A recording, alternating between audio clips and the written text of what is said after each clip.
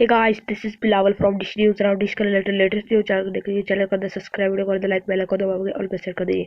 तो आज हम बात करने वाले हैं सोनी वाह स्टार उत्सव और फिल्म आची चैनल को लेकर को ऐड हो गया डिफरेंट इस पर तो क्या फ्रिक्वेंसी है सब कुछ आज के वीडियो में दिखाएंगे। तो उससे पहले लाइक से सब्सक्राइब कर लीजिए। तो चलिए वीडियो स्टार्ट कर लेते हैं। तो गाइस अभी आप देख रहे हैं ये टेस्ट 510 पर फिल्म आची चैनल चल रहा है।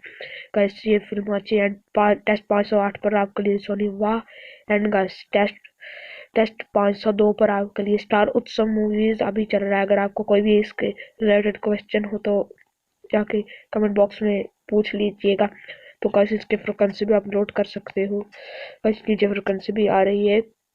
एंड गाइस अगर फिर भी आपके पास ये चैनल नहीं आते तो आपको सबसे पहले एडिट प्रोग्राम में जाना है एंड डिलीट ऑल प्रोग्राम कर देना है गाइस।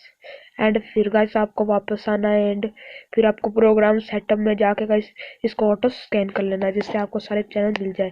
तो वीडियो अच्छी लगे तो लाइक शेयर सब्सक्राइब लाजमी से करते हैं।